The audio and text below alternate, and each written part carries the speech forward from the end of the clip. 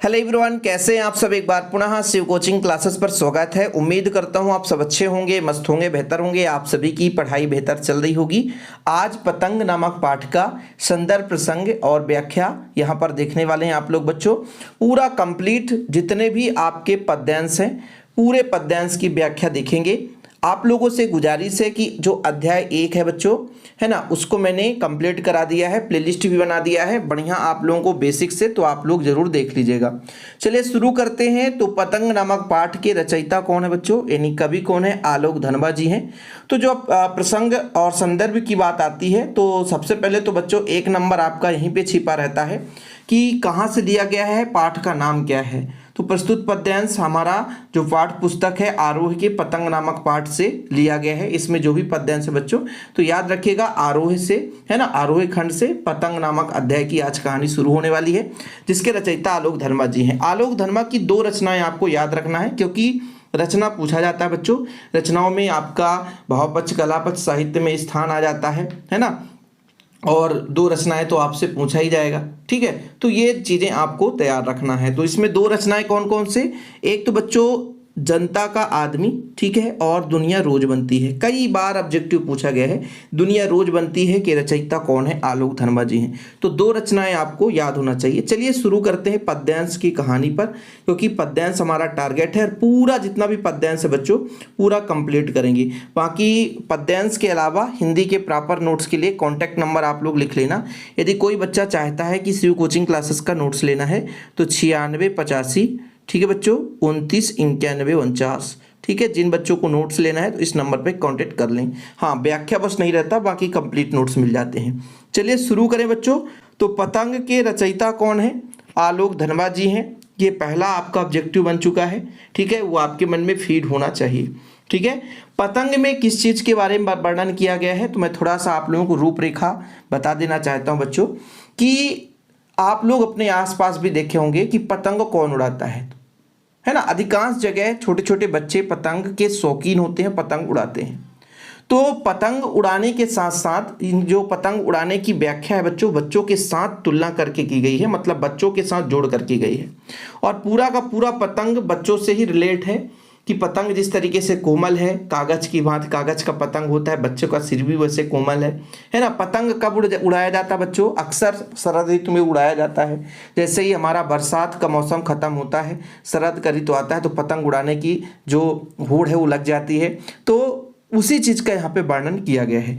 आप लोग जब भी संदर्भ लिखेंगे तो प्रस्तुत पद्यांश हमारी पाठ्य पुस्तक आरोह के पतंग नामक पाठ से लिया गया है, जिसके रचयिता आलोक धनबा है। इसका जो आप प्रसंग लिखोगे तो पूरा जब अर्थ समझ लोगे तब प्रसंग आपको समझ में आएगा। तो प्रसंग रट्टा नहीं मारना है कि किसी गाइड से रट्टा मारना है, पहले आप इसका अर्थ समझो। ठीक है, चलिए पहला लाइन पढ़ें। सबसे तेज बौछारें गई, भादों गया सवेरा हुआ।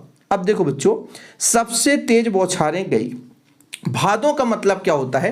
जैसे आप हिंदू कैलेंडर देखेंगे तो उसका 6ठा महीना भादों होता है।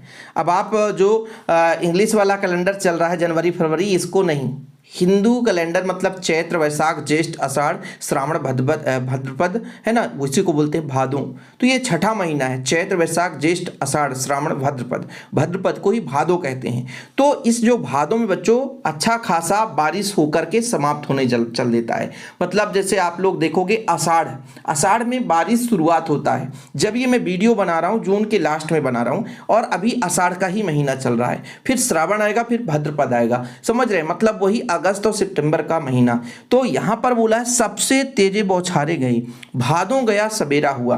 मतलब भादों का जो सीजन होता है इसमें ज्यादा मात्रा में बारिश होता है ना, सवेरा हुआ। तो कवि का कहने का तात्पर्य हुआ कि भाई जैसे जैसे भादों का समय समाप्त होता है, यानी मूसलाधार बारिश होने वाला जो माह है वो भादों का मतलब माह समाप्त हुआ और सवेरा हुआ, उसके जाने से एक नया सवेरा हो गया है। क्यों? क्योंकि आप सबको पता है कि जब बारिश अच्छा खासा होता है आपको भी लगता है यार कब इससे छुटकारा मिल जाए। तो कवि के कहने का मतलब है कि सबसे तेज बौछारें गई। कवि प्रकृति के सौंदर्य का वर्णन करते हुए कहता है कि मूसलाधार जो बारिश करने वाला माह है वो भादों का समय अब बीत चुका है, सवेरा गया, अब मतलब सवेरा हुआ और एक नया दिन का मतलब बच्चों क्या हो गया है, यहाँ पर उग गया है, यानी एक नया सवेरा उग गया है, मतलब एक नया दिन उग गया है, अंधेरे में से जो आपकी रोशनी है वो मतलब उग आई है ना, ये चीज बोला गया है। ठीक है, तो सबसे तेज बौछार गई, भादो गया सवेरा हुआ, मतलब भादो के जाने से जो भारी बारिश करता है, मूसलाधार भारी बारिश करता है, उसके जाने से एक नया सवेरा हो गया है। ठीक है, चलिए, खरगोश की आंखों जैसा लाल सवेरा, जो नया सवेरा मतलब उदय हुआ है वो किस तरीके से, जिस तरीके से खरगोश के आंख में एकदम चमक होती है ना, लालिमा दिखाई देती है, उसी तरीके से एक नया सूरज है ना उदय हो गया है, निकल आया है। सवेरा होना का मतलब होता है सूरज का उदय होना। तो खरगोश की आंखों जैसा लाल सवेरा मतलब भादो का महीना जाने से खरगोश के आंख के जैसे चमकीला लालिमा दिखाई देते हुए एक सूरज निकल आया है। शरद आया फूलों को पार करते हुए। अब देखो बच्चों, जैसे ही हम ठंडी की बात करते हैं तो ठंडी के बाद ठंडी का जो पहला मतलब शुरुआत का समय होता है वो शरद कहलाता है। याद रखिएगा कि शरद क्या है, शरद ऋतु जो है, उजाला जो है, सर्दी का पहला महीना कहलाता है बच्चों शरद। मतलब जैसे मतलब बरसात खत्म होती है वैसे सर्दी शुरू होता है, क्योंकि मुख्य रूप से 3 ऋतु है ना। जैसे मान लीजिए एक आपका गर्मी है, फिर बच्चों बरसात होती है, फिर ठंडी आ जाती है। तो जैसे ही बरसात का महीना खत्म होता है, भादो का महीना, तो आपका शरद ऋतु शुरू हो जाता है। शरद ऋतु मतलब हल्की शीत हवाएं चलने लग जाती हैं। तो शरद आया पुलों को पार करते हुए। देखो भाई, नया जो आपका ऋतु शुरू हो रहा है वो नए पुलों को पार करते हुए आ गया। मतलब भारी बारिश करने वाला जो आपका भादो है वो बीत चुका है और एक नया सूर्य का उदय हो गया है। उजाले रूप का सूर्य का उदय हुआ है, जो किस तरीके से है, खरगोश की आंखों जैसा लाल सवेरा। इसमें देखो, खरगोश की आंख जिस तरीके से लालिमा युक्त होती है, चमकदार होती है, उसी तरीके से लालिमा युक्त एक नए सूरज का उदय हुआ है, एक नया सूरज निकल आया है। ऋतु बदलते जाता है, भादो के बाद एक नया ऋतु आ रहा है जो कि शरद ऋतु है ना। जो ठंडी या ग्रीष्म मतलब ठंडी ऋतु को बोलेंगे बच्चों क्या, ग्रीष्म तो गर्मी हो गया है ना। तो ठंडी को हम शीतोष्ण बोल सकते हैं। शीतोष्ण मतलब जो शीत का बच्चों एक प्रकार से आगमन हो जाता है। तो जो आपका भादो के जाने के बाद कौन सा ऋतु है, शरद, यानी ठंडी का पहला महीना आया है। लेकिन कैसे आया है, पुलों को पार करते हुए, पुलों को पार करते हुए आया है। अपनी नई चमकीले साइकिल तेज चलाते हुए। कहने का मतलब इस तरीके से है कि जैसे बच्चे क्या होते हैं, मानो बच्चे अपने नए नए साइकिल से चल रहे हैं, पुलों को पार करते हुए आ रहे हैं, उसी तरीके से बच्चों के समान बताया ना। पूरा प्राकृतिक सौंदर्य जो है चित्रण है बच्चों के साथ ही की गई इस पूरे अध्याय में। तो यहाँ पर कवि कहता है कि जो मतलब जो शरद ऋतु आ रहा है तो पुलों को पार करता आ रहा है, मतलब पुलों को पार करते हुए, नए खेतों खलिहानों पुलों को पार करते हुए आ रहा है। ऐसा लग रहा है जैसा बालक एक नए चमकीली साइकिल से तेज चलाते हुए आ रहा है, उसी तरीके से शरद ऋतु का आगमन होता है। घंटी बजाते हुए जोर जोर से, जिस तरीके से बालक जो है साइकिल से जब आता है तो घंटी बजाता है, मतलब अपने उमंग को लेकर। भाई कोई बच्चा है यदि साइकिल पाएगा तो कैसा चलेगा, आप ही बताओ, बड़ा उमंग से भरा रहेगा, उसके मन में जोश रहेगी, है ना। तो उमंग से भरा हुआ बालक है ना, जोर जोर से जिस तरीके से घंटी बजा रहा, उसी तरीके से शरद ऋतु है ना पुलों को पार करते हुए साइकिल में सवार बालक की तरह आ रहा है, चमकीले इशारों को बुलाते हुए। इशारा का मतलब क्या है ना, मतलब जैसे मान लीजिए आप देखो कोई बच्चा आएगा तो आपके मन में क्या होगा कि भैया बड़ा सुनहरा है, बड़ा ही सुंदर है, मतलब सुशील है, लुभावने हैं, संकेत देखने मतलब अच्छा लगता है। इसी तरीके से जब शरद ऋतु आता है तो बड़ा ही लुभावना लगता है बच्चों। ठीक है, चमकीले इशारों को बुलाते हुए, इसका मतलब यही है ना कि भाई चमकीला इशारा मतलब लुभावने चीजों को, है ना, ऐसा लग रहा है कि एकदम एकदम सुंदर और आकर्षक है। पतंग उड़ाने वाले बच्चों के झुंडों को, ठीक है, आगे देखिए बच्चों, पतंग उड़ाने वाले बच्चों के झुंडों को चमकीले इशारों से बुलाते हुए और आकाश को इतना मुलायम बनाते हुए कि पतंग ऊपर उठ सके। देखो भाई, यहां तक आपको समझ में आया कि जो शरद ऋतु है, एक जिस तरीके से बालक जो है साइकिल पे सवार करके, है ना, तेजी से घंटी बजाते हुए जोर जोर से साइकिल चलाते हुए आता है, उसी तरीके जो शरद है वो बालक की जैसे एकदम तेजी से चला आ रहा है और एकदम लुभावने मौसम की तरह, है ना, आ रहा है। और ऐसे आ रहा है कि पतंग उड़ाने वाले बच्चों के झुंडों को, मतलब जब आता है तो जो बच्चे पतंग उड़ाते हैं उन बच्चों को क्या करता है वो, है ना, प्रेरित करता है। भाई देखो, मुलायम का मतलब क्या होता है, देखो जरा आगे देखो ना, आकाश को इतना मुलायम बनाते हुए कि जब शरद ऋतु आता है तो आकाश भी इतना मुलायम हो जाता है, इतना मतलब एक प्रकार से बच्चों मतलब हरा भरा नजर आने लगता है कि बच्चे भी उसमें खेलने के लिए उत्साहित हो जाते हैं। मतलब मनोरम दृश्य दिखने लग जाता है। ठीक है, मुलायम बना देता है, हल्का बना देता है, जो आकाश का जो ऊपरी परत है एकदम हल्का दिखने लग जाता है ताकि बच्चे वहां सरलता से पतंग उड़ा सकें। यहां पर बोला ना कि चमकीले इशारों को बुलाते हुए और आकाश को इतना मुलायम बनाते हुए कि पतंग ऊपर उठ सके। देखो बच्चों, यहां पर बच्चों के झुंडों के लिए जो आपका शरद है इस तरीके से आकाश को मुलायम बना दिया, इस तरह सरस बना दिया, इस तरह से नॉर्मल बना दिया कि बच्चे वहां आसानी से पतंग को उड़ा सकते हैं। आगे देखिए, दुनिया को सबसे हल्की और रंगीन चीजें उड़ सके, दुनिया का सबसे पतला कागज उड़ सके, बांस की सबसे पतली कमाने उड़ सके। अब देखो यहां पर सिर्फ शरद की बात की जा रही है, पूरा का पूरा मौसम के बारे में ही चर्चा हो रही है। मतलब प्रकृति में मौसम परिवर्तन से किस तरीके से मन में भाव उत्पन्न होता है कि भाई जैसे यहां पर क्या बोला गया, पहले भी अब आपने कुछ पंक्तियों में पढ़ा कि जो आपका शरद है, शरद के आने से मौसम भी बिल्कुल नॉर्मल हो गया है, आकाश भी बिल्कुल हल्का हो गया है, मुलायम हो गया है और इस तरीके से मुलायम हो गया है कि बच्चे वहां पर पतंग को आसानी से उड़ा सकते हैं और जितना भी चाहे आसमान को जितना ऊंचाई तक मतलब पतंग को ले जाना चाहे तो ले जा सकते हैं, है ना।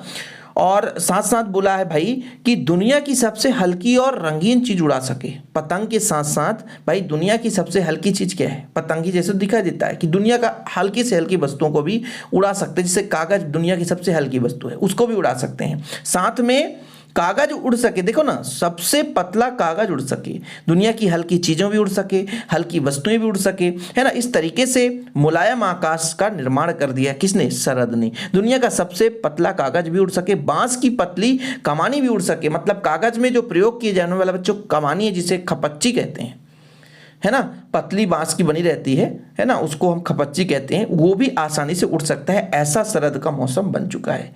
ठीक है, कि शुरू हो सके सीटियां, किलकारियां और तितलियां की इतनी नाजुक दुनिया। देखो भाई बच्चे क्या करते हैं, सीटियां बजाते हैं, है ना, सही है कि नहीं, खुशी में मस्त रहते हैं, है ना। तो स्वयं प्रकृति भी उन्हीं पतंगबाज की तरह सीटियां बजाता हुआ खुशी और मस्ती की आवाजों को, है ना, एकदम लहलहाट उत्पन्न कर रहा है। ठीक है, तितलियों की इतनी नाजुक दुनिया, मतलब तितली के समान एक स्थान से दूसरे स्थान तक जो फुदकते फुदकते दौड़ते दौड़ते आकुल व्याकुल रहते हैं ना भाई। बच्चे क्या करते हैं, देखो बच्चे क्या है, जब मतलब उत्साहित रहते हैं तो बड़े प्रेम से, है ना, सीटियां बजाते हुए खेलते हैं, किलकारियां मारते हुए आगे आगे बढ़ते हैं। मतलब नन्हे जो पतंगबाज हैं सीटियों के मतलब आवाज़ से और अपने आप में खुशी और मस्ती से डूबे रहते हैं बच्चों, है ना। जैसे मान लीजिए कहीं पे सीटी बज रहा है तो बच्चे क्या करेंगे, दौड़ने लग जाएंगे, उसके होड़ में लग जाएंगे ना, कि शुरू हो सके सीटियां। मतलब शरद एक ऐसा मौसम बना कर आया है कि सीटियां बजने लग जाती है और उन सीटियों को बजने के लिए बच्चे मस्त रहते हैं। किलकारियां भी उठने लग जाती, तितलियां की नाजुक दुनिया। और जो तितली जैसे एक स्थान से दूसरे स्थान तक फुदकते दौड़ते देखते हैं, तो उसी तरीके से बच्चे भी एक स्थान से दूसरे स्थान तक, है ना, फुदकने लगते हैं, दौड़ने लगते हैं, देखने लगते हैं, खेलने लगते हैं बच्चों। ये चीज़ है पहला आपका पद्यांश। थोड़ा सा लंबा खिंच गया है, लेकिन कोशिश ये करता हूँ कि आप उन चीज़ों को मन में बैठाएं, रट्टा ना मारें, है ना। चलिए अब बात करते हैं बच्चों दूसरे भाग की।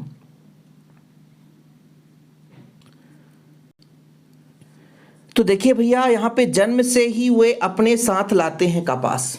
अब देखो बच्चों, जन्म से लाते हैं कपास, एक मुलायम है और उसी तरीके से बच्चा भी एक मुलायम होता है। जब किसी बच्चे का जन्म होता है तो एकदम मुलायम उसका शरीर होता है, कोमल शरीर होता है। तो कभी कहने का तात्पर्य है कि बच्चे जब जन्म लेते हैं, है ना, तो उनका हल्कापन, उनका जो कोमल शरीर है वो एक कपास की भांति। यहाँ पर तुलना ही किस तरीके से किया है कि भैया बच्चे का जो शरीर है लचीला होता है, हल्का होता है, ऐसा लगता है कि जन्म से ही वो कपास के ही समान है ना, कपास को ही लेकर पैदा हुए हैं। कोई भी बच्चा होगा जो जन्म लेगा बिल्कुल मुलायम ही होगा, नाजुक शरीर होगी, बिल्कुल बहुत ही नाजुक होगी, तो बहुत ही लचीला होगा। तो कभी का कहना है कि बच्चों का शरीर बहुत ही अत्यंत लचीला रहता है, बहुत हल्का रहता है, बहुत मुलायम होता है और ऐसा लगता है कि जब पैदा होता है तो बिल्कुल कपास को साथ में लेकर पैदा हुआ है। पृथ्वी घूमती हुई आती है उनके बेचैन पैरों के पास। जब वो मतलब उनका जो पैर इतना कोमल होता है कि पृथ्वी खुद घूमती हुई नजर आती है, कि उनके पैरों के इर्द गिर्द पृथ्वी, है ना, घूम रहा हो, है ना, स्वयं चलकर आती है, पैरों के नीचे चलकर आती है। ठीक है। चलिए, जब वो दौड़ते हैं बेसुध, अब यहाँ पर बच्चे जन्म लेकर के बड़ा हो चुका है, अब ये छोटा नहीं है, अब दौड़ने लग जाएगा, ठीक है। और जब दौड़ेगा तो ऐसा मुलायम है ना उनका पैर है कि उनके मुलायम पैर के नीचे स्वयं पृथ्वी चल कर के दौड़ते दौड़ते हुए आ रही है, छतों को भी नरम बनाते हुए।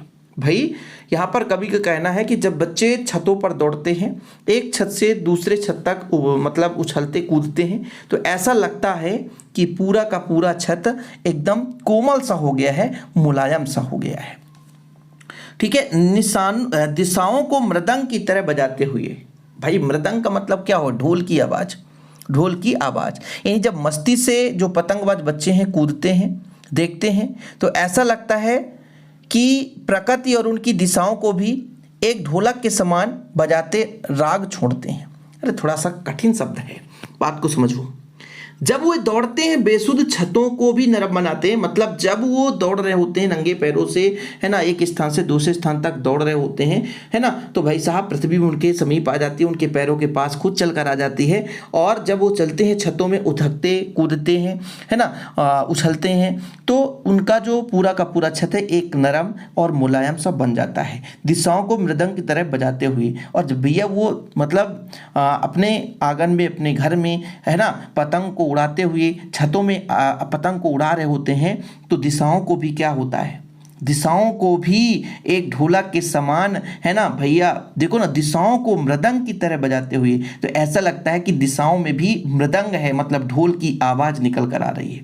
जब वो पेंग भरते हुए चले जाते हैं, पेंग भरना मतलब क्या होता है बच्चों, पेंग भरना, पेंग भरना मतलब झूला झूलना, झूला झूलने के मध्य आगे पीछे की क्रिया को पेंग भरना कहते हैं, है ना। जैसे मतलब किसी झूले पे आप झूल रहे हो तो इधर उधर जब आप जाओगे तो पेंग भरना। जब वो पेंग भरते हुए चले जाते हैं, मतलब झूले के समान इधर उधर मस्ती के साथ चलते हैं, तो डाल की तरह लचीले बेग से अक्सर, मतलब डाल में जैसे बच्चों एक छोटा सा लचीला डाल है और उसमें एक झूला आप लगा दो और उसमें बच्चे को बैठा दो और इधर उधर, है ना, मतलब उसको थोड़ा सा घुमाओ, तो जब वो पेंग भरते हुए चले आते हैं कि यानी झूले की तरह इधर आते हैं, डाल की तरह लचीले बेग में अक्सर, मतलब डाल की तरह जिस तरीके से बेग होता है उस तरीके से अक्सर आगे चले आते हैं। तब बच्चों इसके आगे की कहानी देखो, छतों के खतरनाक किनारों तक।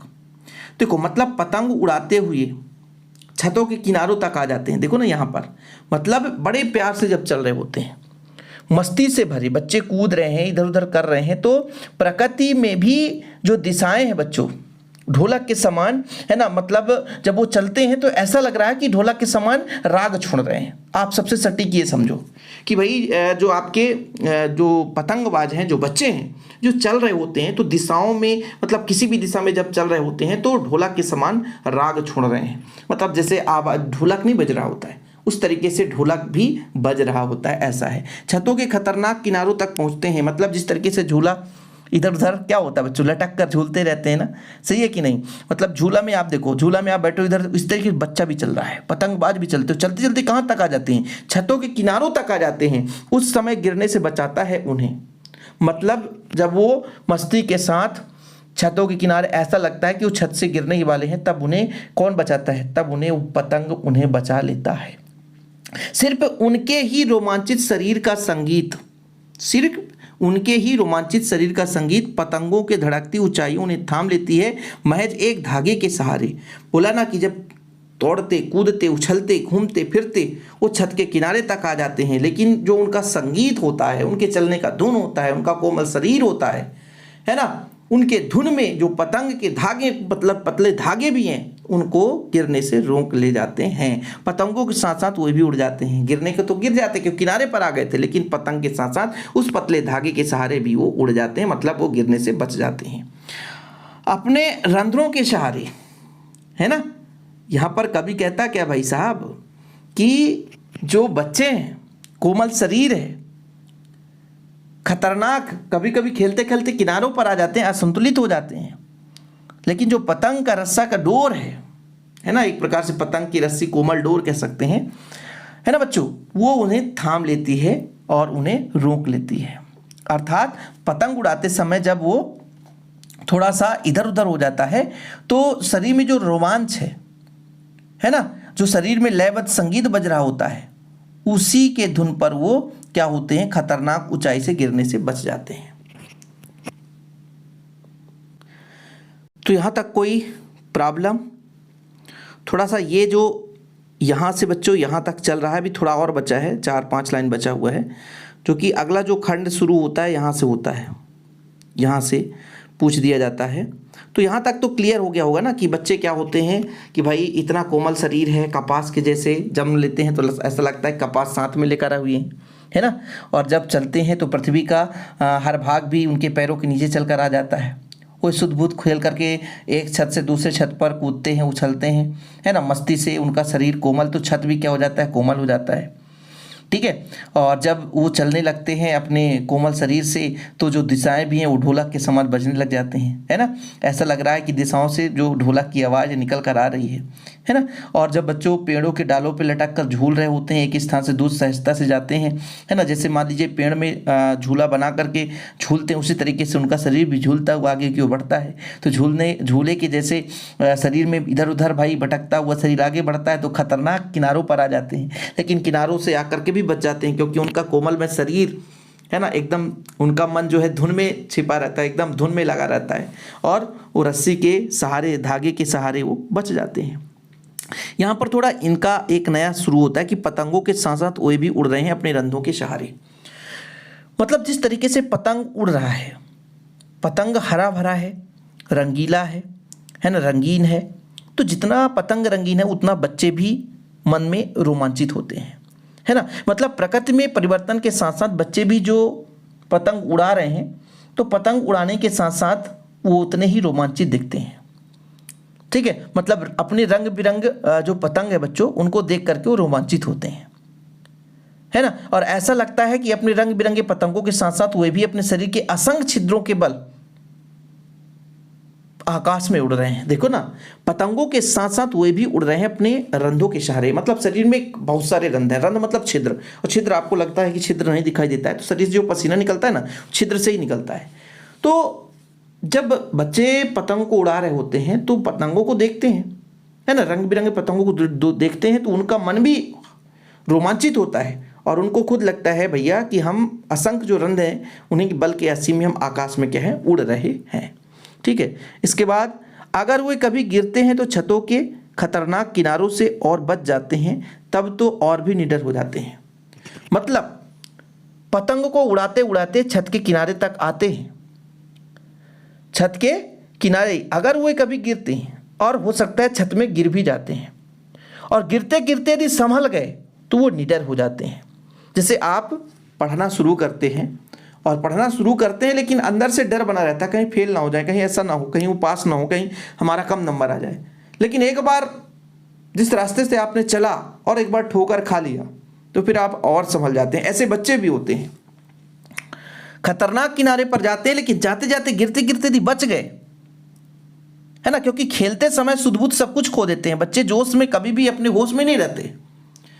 पतंग को उड़ाते उड़ाते इधर उधर हो ही जाते हैं, पतंग को संभालते संभालते दाएं बाएं भी हो जाते हैं और भरसक प्रयत्न करते हैं, लेकिन स्वयं के नियंत्रण को खो देते हैं। और यदि वो गिरने से बच जाते हैं तो और भी निडर हो जाते हैं। और किस तरीके से सुनहले सूरज के सामने आते हैं। मतलब जब गिरने से बच जाते हैं तो निडर हो जाते हैं, और निडर इस तरीके से हो जाते हैं कि सूरज के सामने भी आकर के आंख डाल करके उसके सामने वो प्रस्तुत हो जाते हैं। समझ में आया कि भाई सूरज के जैसे वो क्या हो गए, निडर हो गए हैं। पृथ्वी और भी तेज घूमती हुई आती है उनके बेचैन पैरों के पास। मतलब यहाँ पर उनका जोश उत्साह बढ़ जाता है, वो निडर हो जाते हैं, सूरज से आंखें डालकर पतंग उड़ाने लग जाते हैं। इन्हीं चीज़ों को देख करके पृथ्वी भी तीव्र गति से चलकर उनके पैरों के नीचे तक आ जाती है ना। पृथ्वी का कोना कोना छानने को तत्पर दिखते हैं वो लोग। ठीक यही चीज़ है यहाँ पर कहने का तात्पर्य है कि भाई जो कभी कहता है कि बच्चे क्या होते हैं, रंग बिरंगे पतंगों को उड़ा रहे हैं, रंग बिरंगे पतंगों को उड़ाते हैं तो भाई उनका मन भी रोमांचित होता है, उनका मन भी थोड़ा मतलब एक प्रकार से बच्चों चंचलता आती है, मन में उत्साह आता है, जोश आता है, उमंग आता है। तो अपने ही पतंगों को देखकर वो अपने ही शरीर के असंख्य छिद्रों के बल से आकाश में क्या है, उड़ान भर रहे होते हैं, मन में उड़ान भर रहे होते हैं। ऐसा नहीं कि वो सही से उड़ जाते हैं, मन में उड़ान भर रहे होते हैं, ठीक है।